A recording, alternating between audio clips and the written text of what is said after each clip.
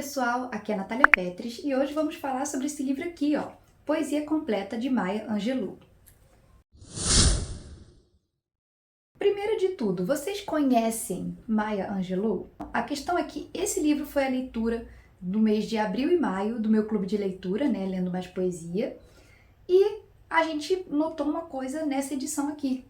Ele não fala quem foi Maya Angelou. E assim, ela teve uma vida muito ativa, ela fez muita coisa, ela é uma pessoa assim, bem famosa, mas aqui não fala nada sobre ela. Então a gente sentiu falta, já adiantando aí, a gente sentiu falta de um prefácio ou um pós-fácil que falasse um pouco, pelo menos um pouquinho sobre ela, né? Porque o livro já começa mostrando o sumário.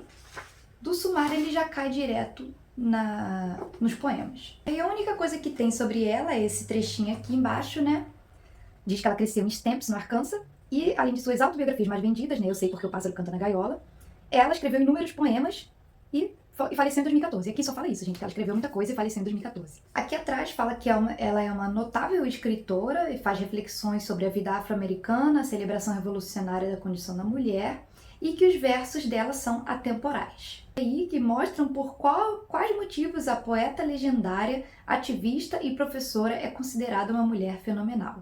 Eu senti que faltou um pouco de informação, mas claro, né, tem aquela parte da orelha e a parte de trás da contracapa que falam um pouquinho, bem por alto, sobre quem ela foi. É claro que a gente saber da vida do poeta não vai influenciar 100% na interpretação dos versos, só que certas coisas têm sim ligação, porque como ela foi uma ativista, né, alguns poemas fariam mais sentido se a gente soubesse um pouco da vida dela. Eu vou começar com um fato, né, o nome dela não é Maya Angelou. Maya Angelou é um pseudônimo.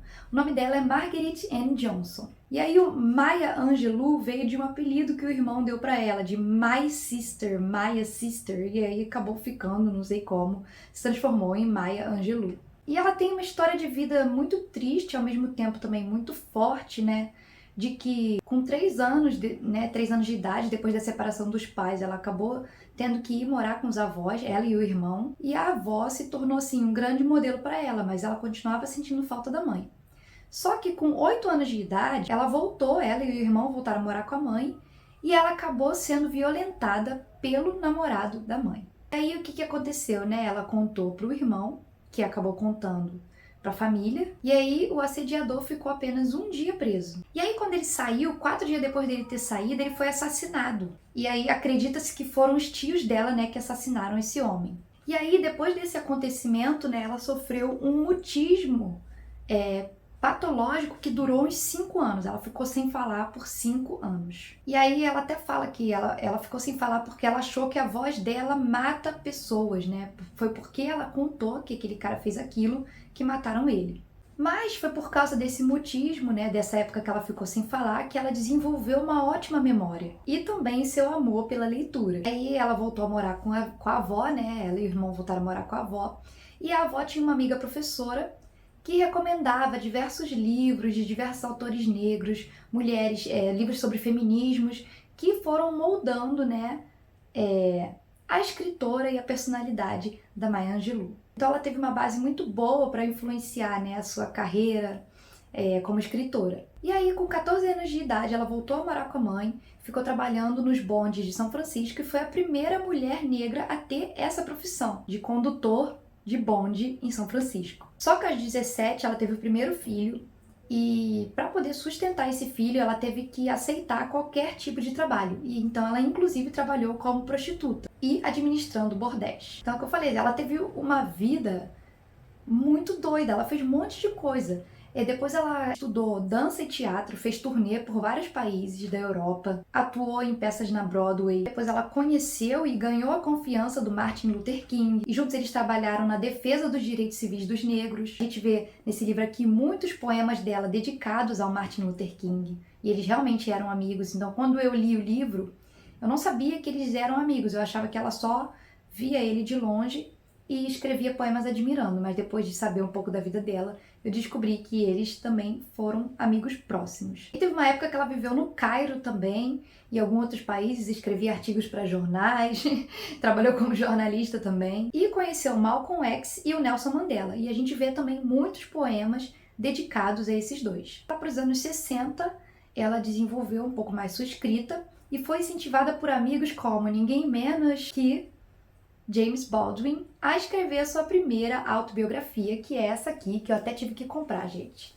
Eu sei porque o pássaro canta na gaiola. Então, um adendo muito rápido sobre essa edição aqui. Eu encontrei ela na Amazon, original em inglês, por R$ 9,11 por aí. Menos de R$ 10.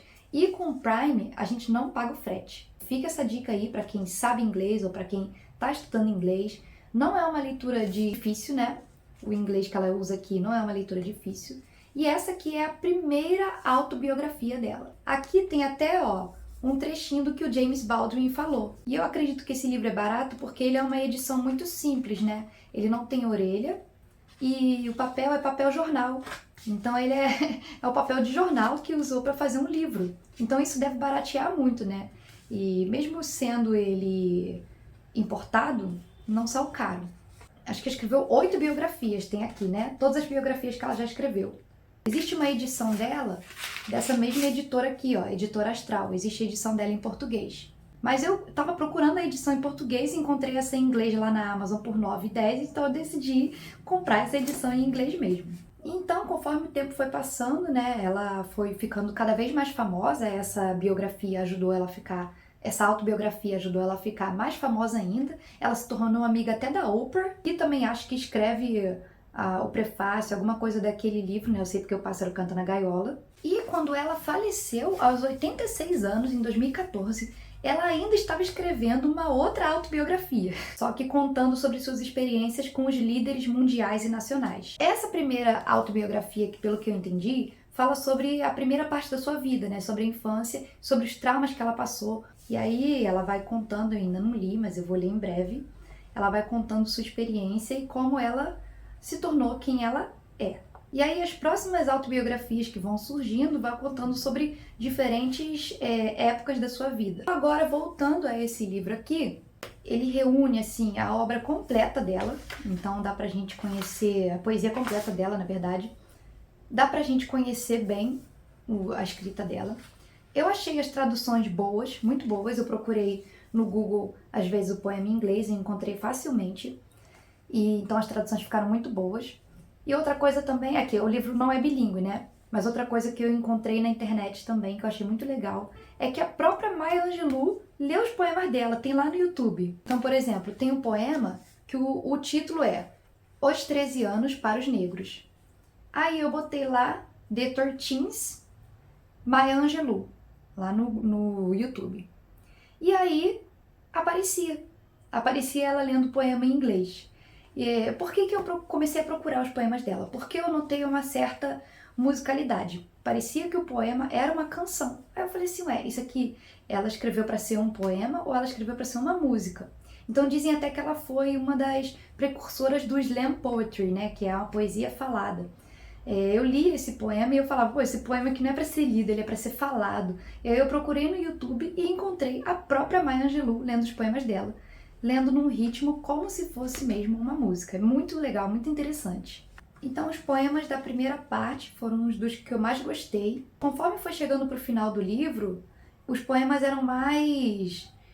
poema aqui, escrito para o Fundo de Defesa das Crianças, lido pela poeta na Marcha dos Milhões de Homens em Washington, em 95, lido pela poeta durante a Iluminação Nacional das Árvores de Natal.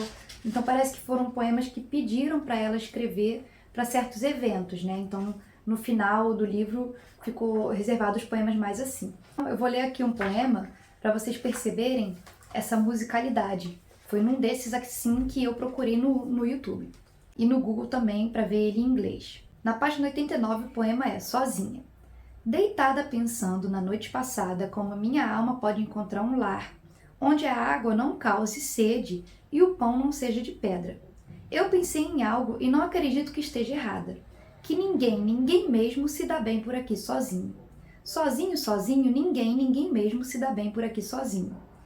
Tem muitos milionários com tanto dinheiro que não conseguem usar. Suas esposas andando por aí como almas penadas, seus filhos cantam o blues, eles vão em médicos caros para curar seus corações de pedra. Mas ninguém mesmo se dá bem por aqui sozinho. Sozinho, sozinho, ninguém mesmo se dá bem por aqui sozinho. Agora, se você me ouvir, eu te conto o que eu sei. Nuvens de tempestade estão se formando e o vento vem em golpes. A raça humana está sofrendo, eu posso ouvir o gemido, porque ninguém mesmo se dá bem por aqui sozinho. Sozinho, sozinho, ninguém mesmo se dá bem por aqui sozinho. Então foi essa repetição como um refrão, né, de uma música que eu falei assim, ué, isso aqui será que era uma canção? E aí o que ajuda a gente também, que eu falei, a gente não precisa saber da vida do poeta, né, do autor, mas ajuda a saber que ela foi cantora. Então ela foi cantora, talvez essa ideia, essa noção de ritmo, ela quis colocar nos poemas, ou então ela pensou num poema que possa ser cantado. É um livro que ele é muito grande, né? A gente leu em 2 meses, a gente dividiu, dava para ler em menos tempo, mas eu quis ler em 2 meses para a gente poder ler com calma.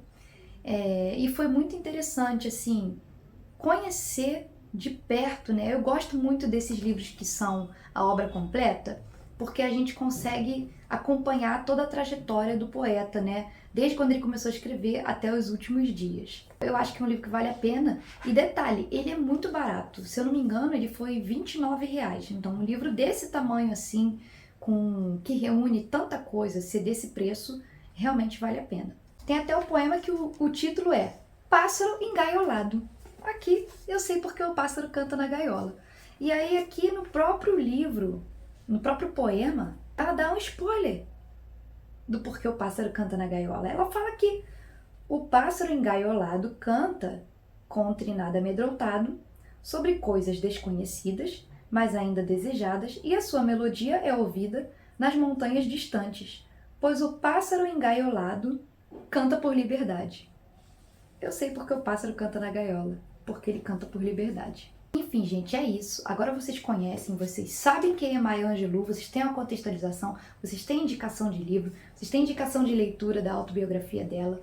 Então não tem mais desculpa para não ler os poemas dela. Foi uma das melhores leituras desse ano e em breve eu vou ler esse daqui também. Me diz aí nos comentários se vocês já leram algum livro dela, se você já leu Eu Sei Porque o Pássaro Canta na Gaiola, que é um dos mais famosos, se você já leu os poemas dela. Espero que vocês tenham gostado desse vídeo e até a próxima!